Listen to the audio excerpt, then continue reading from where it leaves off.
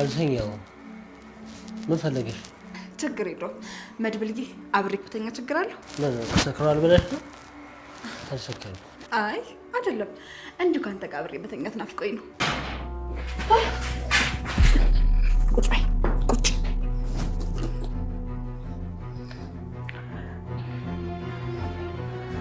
በደምብ ተመልከች። አስታውሽኝ? አለም ነኝ። አስታወስኩሽ። ምን ፈልገሽ ነው? በጣም ስፈልግሽ ነው ያገኘሁሽ። እሺ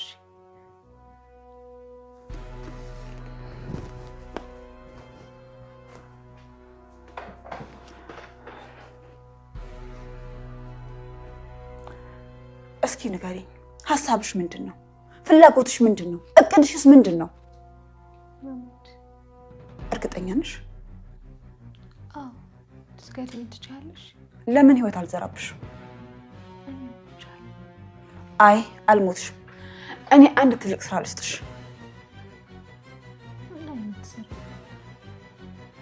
አርግዢ። አርግዢ። ከቻልሽ ከብሩክ፣ ካልቻልሽ ደግሞ ከሌላ ሰው። ቆይ አንቺ ባልሽን አትፈልጊውም? እነ ከመሸ ቤት በጠርሙስ ያለሽ አያረቄ አይ ሙዚቃ ድሮ ቀረጉ የዛሬ ነው ያደረገው። በላሽው፣ አንጀቴን በላሽው። እኔ የምለው ግን አንተ የእውነት ወንድሜ ነህ? እኔ ግራ ግብት ነው የሚለኝ። ምን አውቃለሁ፣ እናቴ ናት ወንድም ነው ያለች። አምነኸኝ ነው እንጂ ወንድም ላልሆን እችላለሁ ማለት በትክክል። ግን ደግሞ ባለፈው ማለት ሰላም እንዴት ናችሁ? ወደ የኢንፎ ሃውስ ዩቲዩብ ቻናል ተከታታዮች ያላችሁበት ሰላማችሁ በዝት ይበል። ለዚህ ቻናል አዲስ ከሆናችሁ ላይክ እና ሼር ሰብስክራይብ በማድረግ ቤተሰብ ይሁኑ። ማሂ እንግዲህ ሰው የዘራውን ያጭዳል እያጨደች ትገኛለች። ማህሌትዬ በጣም ነው የምናዝነው። የሰራሽው ግፍ የሰራሽው ብዙ በቃ መጥፎ ነገሮች ናቸው ዛሬ ለዚህ ያበቁሽ። በጣም ነው የምናዝነው። እንግዲህ እንደዚህ ባይሆን ደስ ይለን ነበረ፣ ነገር ግን ሆኗል። ይህም የሆነበት ምክንያት በራስሽ ያለመሻሻል፣ በራስሽ አለመስተካከል ነው። እንግዲህ ምንም ማድረግ አይቻልም። እህትሽ ኤፍራታም አልፈለገችሽ። እሷ ለራሷ ችግር ላይ ነች። ሲቀጥል ደግሞ እሷ ተቸግራታለ። እህቴ የት ነሽ? በቃ የተወደቅሽ አላልሻትም? ቤተሰብ ሁሉ እንደማይፈልግሽ ነው እየነገረችሽ ያለችው ኤፍራታ።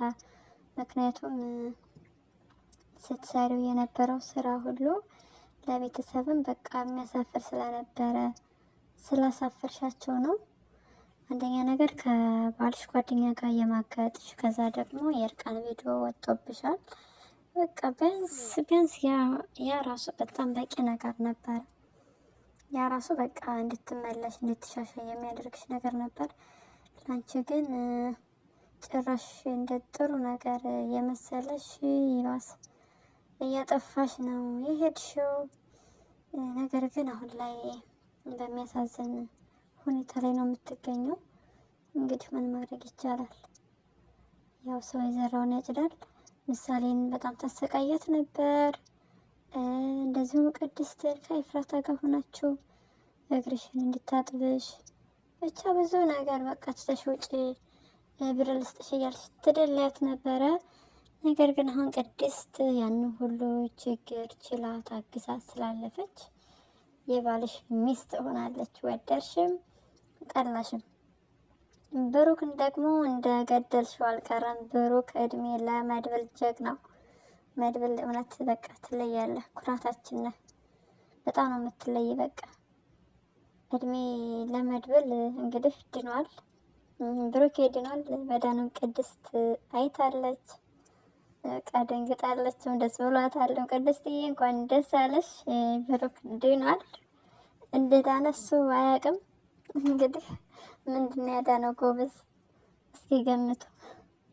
መጠጥ መስከር ያድናል እንዴ? ቆይ ወንዶች ካላችሁ እዚህ ጋር ኮሜንት ላይ ጻፉልን እስኪ ምን ይመስላችኋል ያዳነው? እንግዲህ በቃ እንደዚህ መድኃኒት ከሆነ ሁልጊዜም ስከር ግን በመጠኑ ነው ስትሰክር።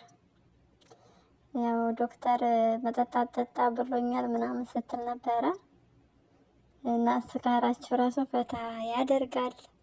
ሰውየውን ልትማታ ስትሄድ አንተ ራስህ ወድቀህ ነበረ፣ ተጠንቀቅ። ደግሞ ግንባርህ ተላልጦ ሌላ ቁስል ሌላ ህመም እንዳትሸከም። ስለዚህ እንኳን ደስ አለህ፣ ድነሃል በእርግጠኛነት። እሱ ራሱ እንደዳነ አያውቅም። እንግዲህ ከእንቅልፉ ሲነቃ ከስካሩ ሲባነን ራሱን ሰክሮ ሲያየው አንድ ነገር፣ ሁለተኛ ነገር ደግሞ መዳኑን ሲያይ በቃ በጣም ደስተኛ እንደሚሆን ምንም ጥርጥር የለውም። እና መድብል ደግሞ እንዴት ነው ምሳሌ ጋር ሄደህ አልሰከርኩም ኖ ኖ ኖ ኖ ኖ የምትለው? ዓለም እኮ ልትጠቀምብህ ነው። መድብል ግን እንደዚህ ማድረግህ ተገቢ አይደለም። ፍቅረኛው እንግዲህ ሰገን እንደሆነች እየተናገረ ነው። ሰገን ጋር ይገናኛሉ በቅርብ ቀን። ሰገንን አግብቶ ህዝቡን የሚኖር ይሆናል። በጣም ደስ ብሎናል። ሰገን አልሞተችም አለች። ስለዚህ እሱ የሚያውቀው እንደሞተች ነው እንደሌለች ነው። አንተ ደግሞ ጀግና ነህ፣ ፈልገህ ምንም የምታጣው ነገር የለም። ስለዚህ ሰገንን ታገኛታለህ። መበርታትና መበርታት ብቻ ነው ያለብህ። ነገር ግን ጥላት ያለህ መስከርህ መጠጣትህ በጭራሽ ካንተ አይጠበቅም። የእውነት ካሌብ እንዳለ ካሌብ እጅ ሰፊ እንደሆነ ታውቃለህ። አረ በጣም ይደብራል እውነት። መድብል ራስህን ተቆጣጠር እንጂ ምን ሆነሃል? ታሬ እንኳን ራሱ ምን አለህ? እንደዚህ ሁለተኛ እንዳይደገም አለህ። ምክንያቱም ለአንተ ስለሚያስብልህና በቃ ምንም ነገር እንድትሆንበት ስለማይፈልግ ነው። ከዚህ በኋላ እንደማትከዳዱ ተስፋ እናደርጋለን። ነገሮቹ ከታረቀ ከሆናችሁ ጠላቶቻቸውን ወይም አላስፈላጊ የሆኑ ሰዎችን እንግዲህ ወደ ሕግ እንደምታቀርቧቸው ምንም ጥርጥር የለውም። ተስፋ እናደርጋለን። ካሌብም መልካም የክርችሎ ጊዜ እንዲሆንልህ እንመኛለን። ምክንያቱም ወንጀለኞች ለሕግ መቅረብ መቻል ስላለባቸው አንተ በርትተህና ጠንክረህ ስራና ስራህን ብቻ ነው እንጂ ሰክረህ ምናምን ያልሆነ ቦታ ላይ መገኘትህ ምንም የሚቀይርልህ ነገር የለም። ስለዚህ መድብልዬ አስብ፣ ራስህን ተቆጣጠር፣ ወደ ራስህ ተመለስ ነው ማለት ምንፈልገው። ብሩክን አንተ ጀግና ስለሆንክ ጠብቀህ እንግዲህ ተስፋ የቆረጠን ሰው ተስፋ እንዲያገኝና ተስፋው እንዲቀጠል አድርገሃል። በጣም ደስ ይላል። በዚህ ደግሞ ልትመሰገን ይገባል። እህት ማነው እናቴ ወንድምህ ምናምን ነገር ብላኛለች እያለ ነው ብሩክ። አመንከኝ እንጂ ላትሆንም ትችላለህ እያለ ነው። ጉድ ጉድ ጉድ! ኧረ እኛ መስማት አንፈልግም፣ እንደዚህ እኛ መስማት አንፈልግም። ብሩኬ ደግሞ ማህሌትን ባለፈው እንዳልገድላት ስትከለክለኝ ያኔ ወንድሜ እንዳልሆንክ ጠረጠርኩ ብሏል። ስካራችሁ አዝናንቶናል፣ ግን ደግሞ ጠላት ስላለባችሁ ከጠላታችሁ ተቆጠቡ፣ አደጋ ላይ እንዳትወድቁ ራሳችሁን ጠብቁ። ነገር ግን መስከራችሁ ምናልባት እንግዲህ ለምክንያትና ለጥሩ ነገር ሊሆን ይችላል። ያው እንደገለጥኩላችሁ ብሩክ ድኗል። መድኃኒቱ ነው ወይ መጠጡ ነው የሚለው በቀጣይ እሱ ራሱ የሚገምት ይሆናል። ዶክተር ከመጠጥ ትርቃለህ ብሎኛል ነው ያለው። ነገር ግን ምን ያዳነው ይመስላችኋል? እሱም በቀጣይ የምናይ ይሆናል። እናንተ ሀሳባችሁን ኮሜንት ላይ አስቀምጡልኝ። እና መድብል ከአለም ጋር እንግዲህ እኔተኛ ምናምን ብሏት ነበር ባለፈው ልተኛ ስትለው። ነገር ግን ስለሚነቃት ያው እኔ ሳሎን እተኛለሁ አንቺ እዚህ ከተኛሽ ምናምን ብሏታል። እሷ ግን አብሮ የምተኛ መስሏት ሽቶ ልቀባሉሽ ምናምን እንደዛ ስትል ነበረ። ተይ አለምዬ ተይ፣ ብዙ መጎዝጓዝ አይጠበቅብሽም። እሺ አንቺ ምንም ብትሆኝ በቃ መድብል መቼም ነው ቼክ የማያደርግሽ። መስከሩን ተጠቅመሽ እሱ ጋር ለመተኛት እያቀርሽ ነበረ። ይህም አልተሳካልሽም። እንደው ድፍረት ነው አለምዬ። ግን ተይ መደፋፈር ጥሩ አይደለም። መድብልን ባትዳፈሪ ጥሩ ነው። በቃ መድብል ጀግና ነው የምንለው እኛ በምክንያት ነው። ለምን እንደው ታውቂያለሽ? በጣም ጥንቁቅ፣ በጣም ጎበዝና ጎበዝ የሆነ ሰው ነው። አብረሽ ልተኝ ትችያለሽ፣ ግን ምንም አይፈጠርም ብሎሻል በትክክል። እሱን ፍቅረኛውን አስረስተዋለሁ ምናምን እያልሽ ነው። በጎን እህትሽ የቅድስትን ትዳር እንዲፈርስ ትፈልጊያለሽ።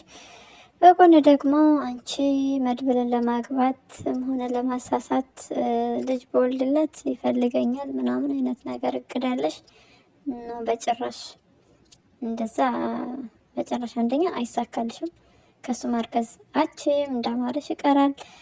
ሁለተኛው ነገር ደግሞ እንዳሰብሽው ቢሆን እንኳ ራሱ ልጁን እንደ ልጅ ይዛል እንጂ ለአንቺ በቃ ውርዴት ነው። ይሄ ምንም የሚጠቅምሽ ነገር የለም። ስለዚህ ከዚህ ሀሳብሽ መቆጠብ መቻል አለብሽ አለምዬ። ሲቀጥል ደግሞ በጣም ነውር ነው። ቅድስትን እያፋታሽ አንቺ እንዴት ነው ወንድሙን ልታገቢ የምትችይው? በጣም የተሳሳተ ሀሳብ ነው። እኮችሽን መፈለግ መቻል አለብሽ። ለራስሽ ሳታገቢ ቅድስትን ፍቺ ሀብታም አጋባሻለሁ ምናምን እያልሻት ነው። ቅድስት በቃ ሴት የሆነች ሴት ጀግና ሴት ናት እና ልትሰማሽ አልቻለችም፣ ልትሰማሽም አትችልም መቼም ቢሆን። ስለዚህ ከህይወታችሁ ባትገቢ መልካም ነው። ለራስሽ አስቤ። እንግዲህ ሀብታም ሀብታም ሀብታም ብለሻል። እስኪ አለምዬ ላንቺ ቀላል ነገር ከሆነ ባል ማግባት አግቢና አሳየን እና በሚያሳዝን ሁኔታ ስላልተሳካለች በጣም ነው የምናዝነው። መድብል ጀግናው ደግሞ በጣም ይመቻራ። በቃ ትችላለህ። እኔ አልተኛውም ብሏል። እኔ አልተኛውም፣ እኔ አልሰከርኩም ብሏል። እውነቱን አልሰከረም፣ አልተኛም። በቃ እውነቱን ነው። መድብል በጣም ጠንካራ ከሚባለው ሰው በላይ በጣም ጠንካራ ነው። አዲሱ ሰው ደግሞ ተመችቶናል። ድንጋይ ይዞ ነበረ ብሩኬን ሊማታ፣ ነገር ግን ለመድብል ላንተ ስል ነው ብሏል። አልመታውም። ግን ይሄ ስጋር ሁለተኛ መቼም እንደማትደግሙት ተስፋ እናደርጋለን። እና ደግሞ መድብል ምንድነው ቅድስትን ብሩክ ሲያቆላምጥ ሲያቆለጳጵሳት እንዴት ነው አንተ? እችኮ መቤት አይደለችም ቅድስት ራት ያልክ ስትስቅ ነበር። ቅድስት ታው እንዳትጣላ ቅድስት የቤት እመቤት ናት። ወደ ክብሯ የመጣህ ሊመስላት ስለሚችል ያፍ ወለምታ በቅቤ አይታሽም። እንግዲህ የሆነ ነገር ተሳስታ ብትናገር ከልቡ ላይ ያለውን የተናገረው ብላ ስለምታስብና ስለምትጎዳ የምትናገረው ነገር ትንሽ ጠንቀቅ በል መድብልዬ። ተሳስተ ደግሞ ሰራተኛ ነች ምናምን ብለህ እንዳታስቀየምብን ቅድስትን። በደስታቸው ብቻ ሳይሆን በችግራቸውም ጊዜ አብራ ያለች ታታሪና እንቁ ሴት ናት። ስለዚህ በቅድስት ቀልድ የለም መድብል። ቅድስት በቃ እመቤታችን ናት። ቅድስት ንግስታችን ናት፣ የብሩክ ንግስት ናት። እንግዲህ ተው ብለናል። ቅድስትዬ አብራ ተኝታለች አልተኛች? ምን ተፈጥሮ ይሆን? ምን ይመስላችኋል? ገምቱ እስኪ ገምቱ ጋይስ። እና ታረቀኝ መሀሌትን እንዲገድል ተገዷል በሚያሳዝን ሁኔታ። እንግዲህ ይገላታል ከዚህ በኋላ አይገላትም የሚለው በጣም ያሳስባል። በጣም እሱም ተገዶና ተጨንቆ ነው ያለው። ስለ ማህሌት ለካሌብ ምንም አይነት ማብራሪያ መስጠት አይችልም። ያው ጠፍታብኛለች፣ እያፈላለኩ ነው፣ እያሳደድኩ ነው ብሎ ነው ምክንያት የሰጠው። ነገር ግን ካሌብ ሌላ ሰው ታሬን እንዲከታተል ማህሌት ያለችበትን ቦታ እንደሚያውቅ እና እንዳልገደላት ቢታወቅ ለታሬ በጣም አስቸጋሪ ነው። ታሬ ያልገደላት ማየት ስለሚወዳት አብራው ስለሰራች ምናምን አይደለም። ነገር ግን መድብል ስለሚያውቅ ነው። መድብል ስለሚያውቅ ወንድሟ ሚስት ስለነበረች ምንም እንኳን ክፉ ሰው ብትሆንም ያው ይሄ ምክንያቱ እንዳይገድላት አድርጎታል። መድብል በጣም ብዙ ጊዜ ይቅርታ እያደረገላት ስላየ እሱ ጨክኖና ቶሎ ወስኖ መግደል አልፈለገም። ነገር ግን ካልገደላት ደግሞ ለሱ በጣም ከባድና አደጋ ውስጥ ያስገባዋል። ስለዚህ ማሄ ደግሞ ራስሽን ማሸሽ አለብሽ። ሁሉ ጊዜ ራቤ ነው በቃ ምበላው ነው። እረቴ ማሄቴ ግን ተይ ብር ሲኖርሽ ብር ማያልቅብሽ ይመስላል። ትጠጫለሽ፣ በቃ እንደፈለግሽ ትሆኛለሽ። ገንዘብ ሲኖርሽ እህትሽን ኤፍራታን ቼክ ያላደረግሻት አሁን ተራብኩኝ እያልሽ ማለቃቀሱ ተገቢ አይደለም። ስለዚህ ማህዬ በቃ ብር ምናምን ራበኝ እንደዛ ምንም ብር የለኝም አትበይ። ሳትሰሪ እንዴት ልታገኝ ትችያለሽ? ክፉ ነገር እየሰራሽ የሚከፈልሽ ብር ደግሞ ያልቃል፣ ምንም ነገር ሳታደርጊበት። ይህንን ድሮ መወሰንና መራቅ ነበረብሽ። ከካሌብ እንደማይጠቅምሽ ማሰብ ነበረብሽ። ግን በቃ መኪና ስትይዥ ጨራሽ። የዝናን ቦታ ካልያዝከዋልሽ በጣም ተንጠባረርሽ። ብቻ ያው አንቺ የስራሽን እያገኘሽ ነው ያለሽው። ዳጣ እንግዲህ መንገድ ላይ አጌታት ዳቦ ብላታለች። ዳቦ ግዢልኝ ስትላት ለውሻሽ ነው ወይ ብላታለች። ዳጣ ጉድ እኮ ነው ጎበዝ። እሷ ራሷ ውሻ አይደለች እንዴ? እሷ እኮ ራሷ ከውሻ አትሻለም። እንደውም ውሻ ኧረ ታማኝ ነው። ውሻ ቢያንስ ታማኝ ነው። እውነት ለመናገር ባለቤቱን ያበላውን እና ያጎረሰውን ሰው አይረሳምም አይከዳምም። ውሻ እኔ እንጃ፣ በተለይ በዚህ ዘመን ከሰው ውሻ የሚሻልበት ጊዜ ሳይሆን አይቀርም። ምክንያቱም ማሂ ብዙ ጊዜ እድል ተሰጥቷት ይቅርታ እየተደረገላት፣ እሷ ግን ከማስመሰል ሌላ ክፋትን ከማሰብ ወደኋላ አላለችም። ውሻ እንኳን የሆነ ባለቤቱ የሆነ ቦታ ሲሄድበት አብሮ ተከትሎ ይሄዳል። ሩቅ መንገድም ቢሆን አብሮ ተከትሎ ትሄዳልና የውሻን ታማኝነት ያህል ማሂ በቃ ሩብ እንኳ ራሱ የላትም። ሩብ የሚሆን ታማኝነት እንኳ የላትም። እነ ካሌብንም ቢሆን ከማጥፋት ወደኋላ አትልም። ነገር ግን ስላልተሳካላት አቅሙ ስለሌላት እነሱ እጃቸው ሰፊ ስለሆነ እንጂ የእነሱን ቦታ እኔ ሊያዝ ከማለት ወደኋላ አትልም። ዳጣም ገርማት እንግዲህ በሰማይ ቤት ብቻ ሳይሆን በምድር ላይም የሰው ክፋት የክፋት ዋጋ እንደሚከፈል እያየችና እያዘነች ነበረ። ያው ዳቦ ብትገዛላት ዛሬ ነገም ዳቦ ትላለች። እንደገና ንግግሯ ደግሞ መሞት ነው የምፈልገው ስትል አለም አርግዢ ከብሩክ ውለጅ እያለቻት ነው። አሁን በቃ እንግዲህ እባብ ልሳ ምንድነው የሚባለው? ልክ እንደ እባብ አፈር ልሳ ልትነሳ ነው። አስባችሁታል? አዎ ስትነሳ ምንድን ነው የምታደርገው?